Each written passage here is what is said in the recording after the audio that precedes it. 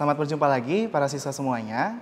Perkenalkan, saya Agung Kristiono, saya guru fisika di SMA Kolese de Brito, Yogyakarta. Pada video kali ini, saya akan menjelaskan prosedur praktikum koefisien gesekan statik. Praktikum ini bertujuan untuk menentukan nilai koefisien gesekan statik antara kayu dengan kayu dan juga kayu dengan kertas. Nah, di sini Anda semua sudah tahu bahwa koefisien gesekan merupakan perbandingan antara besar gaya gesek dengan besar gaya normal yang dialami oleh benda. Di sini dapat kita tulis secara matematik, mu sama dengan F kecil dibagi N. Maka, koefisien gesekan statik adalah perbandingan antara besar gaya gesek statik maksimum, ada kata maksimum di sini, dengan besar gaya normal yang dialami oleh benda. Atau bisa kita tuliskan juga, mu S sama dengan Fs maksimum dibagi N. Nah, di sini Anda sudah mengetahui bahwa pada praktiknya, gaya gesek statik maksimum terjadi saat benda tepat akan bergerak. Jadi jika kita gambarkan, pada suatu bidang datar yang kasar, kita meletakkan suatu benda. Jika benda ini kita berikan gaya luar, di sini kita simbolkan F, dan gaya luar ini membuat benda tepat akan bergerak, maka ada gaya gesek yang bekerja pada benda, yaitu gaya gesek statik maksimum. Berdasarkan hukum pertama Newton, kita dapatkan F, gaya luar yang kita berikan, itu setara dengan gaya gesek statik maksimum. Maka, dari persamaan mu S sama dengan Fs maksimum per N ini, nilai Fs maksimum ini bisa kita ganti dengan nilai F gaya luar, sehingga bisa kita tuliskan juga mu S sama dengan F gaya luar dibagi N gaya normal yang bekerja pada benda. Sekarang kita masuk ke alat dan bahan. Yang pertama, di sini kita menggunakan suatu balok. Ya, balok. Balok ini terbuat dari kayu. Ya, di sini permukaannya tidak terlalu halus, tapi tidak juga kasar. Ya. Di sini ada balok terbuat dari kayu, dia tidak terlalu halus dan juga tidak terlalu kasar. Lalu di sini kita menggunakan pemberat. Ya, di sini kita menggunakan pemberat. Di sini ada 3 pemberat yang kita gunakan. Ya, nanti masing-masing akan kita gunakan. Lalu di sini kita menggunakan raca pegas. Raca pegas ini berguna untuk mengukur gaya luar yang kita berikan. Lalu di sini juga ada neraca Ohaus atau neraca 3 lengan. Neraca 3 lengan ini berguna untuk mengukur massa benda.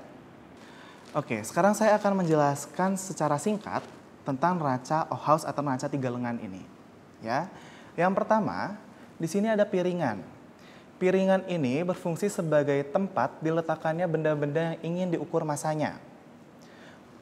Lalu selanjutnya, di sini ada lengan. Ya, di sini ada 3 lengan. Ya, masing-masing lengan di sini ada atau terdapat beban gesernya. Ya, nanti beban geser ini dapat kita atur sedemikian rupa sehingga kita mendapatkan hasil pengukuran massa. Oke, selanjutnya di sini ada titik kesetimbangan. Ya, titik kesetimbangan ini menunjukkan bahwa neraca itu harus timbang ketika kita mengukur massa benda.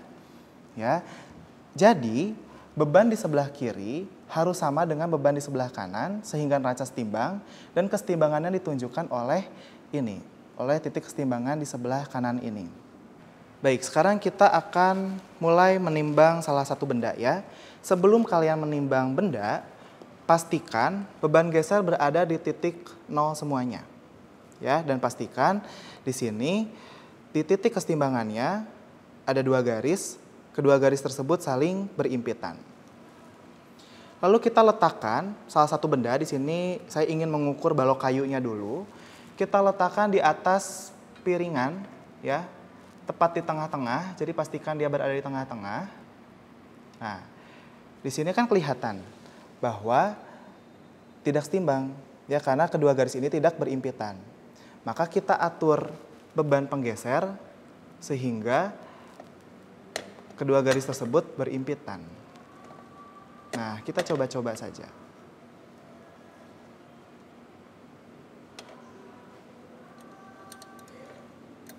Untuk cara membacanya sebetulnya mudah saja ya.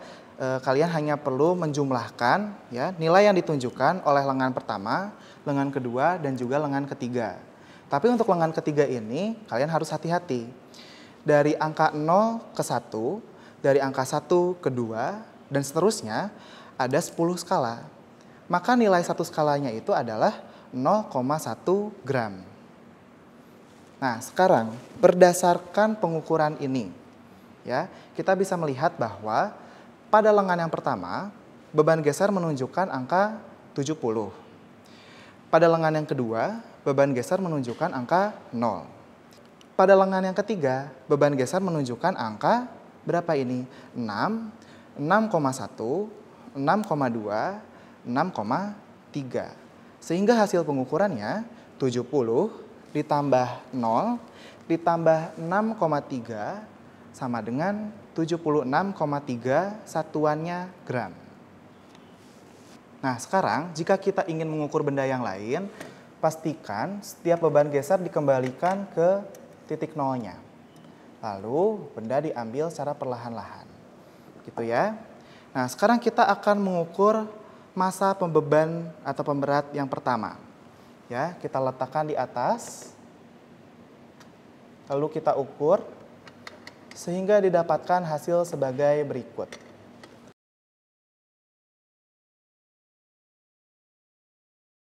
Beban penggesernya ini kita kembalikan ke titik 0.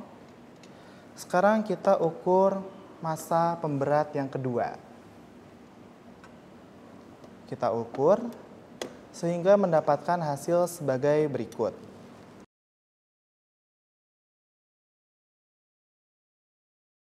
Kita kembalikan ke titik nolnya. Ya. Sekarang kita ukur massa pemberat yang ketiga. Kita letakkan di tengah-tengah, lalu kita geser, sehingga didapatkan hasil sebagai berikut.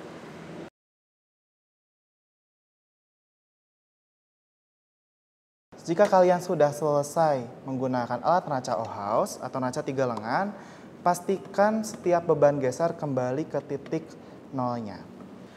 Oke, selanjutnya di sini saya akan menjelaskan tentang neraca pegas ya. Pada neraca pegas yang saya gunakan ini ada dua satuan. Ada yang satuannya Newton dan ada yang satuannya gram. Karena kita ingin mengukur gaya, maka kita gunakan yang satuannya Newton. Maka sekarang kita lihat skala-skala yang sebelah kiri ya, yang satuannya Newton. Di sini ada keterangan Newton 0 sampai 5. Berarti batas maksimum yang bisa diukur oleh neraca pegas ini yaitu sampai 5 Newton. Di sini ya, sampai 5 Newton. Maka ada 0 Newton berarti tidak ada gaya, sampai 5 Newton. Sekarang mari kita lihat. Dari angka 0 ke angka 1 agak jauh ya. Angka 1 ke angka 2. Angka 2 ke angka 3 dan seterusnya ya. Di sini ada 10 skala.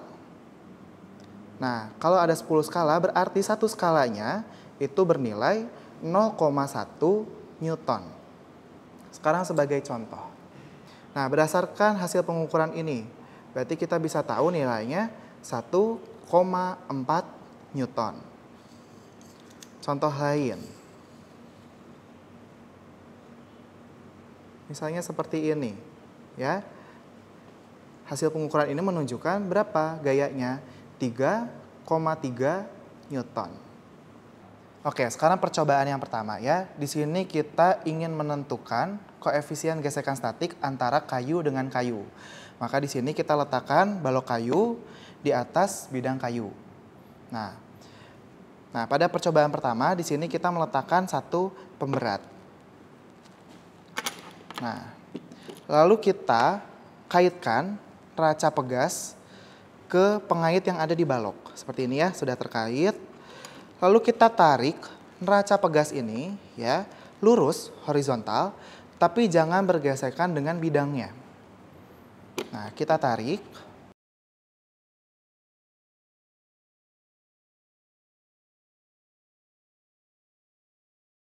Ya, sampai benda tepat akan bergerak sehingga didapatkan hasil pengukuran gaya luar sebagai berikut.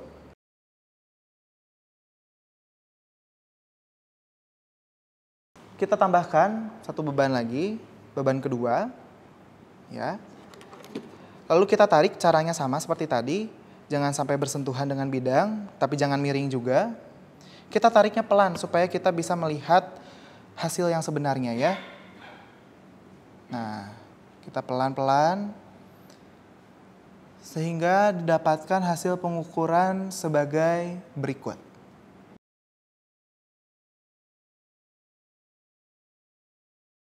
Terakhir, beban yang ketiga ini kita letakkan di atasnya, ditumpuk.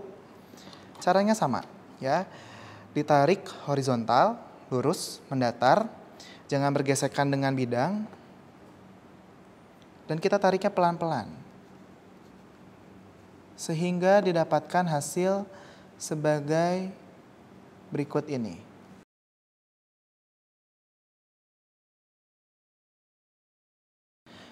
Baik, sekarang kita akan menentukan koefisien gesekan statik antara kayu dan kertas.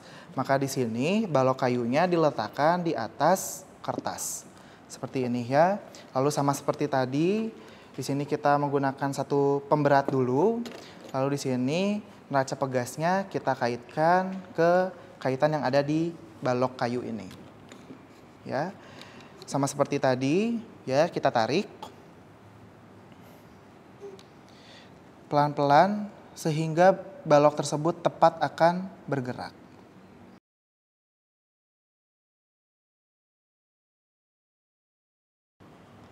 Sama seperti tadi juga, kita tambahkan pemberat yang kedua. Lalu kita tarik ya sehingga benda tepat akan bergerak.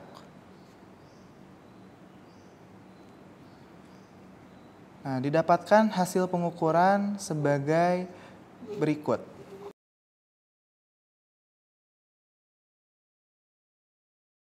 Terakhir juga sama, kita berikan pemberat yang ketiga di atasnya. Kita tarik neraca pegasnya sama seperti tadi pelan-pelan ya, lalu horizontal. Jangan sampai bergesekan dengan permukaan. Nah, sehingga didapatkan hasil sebagai berikut.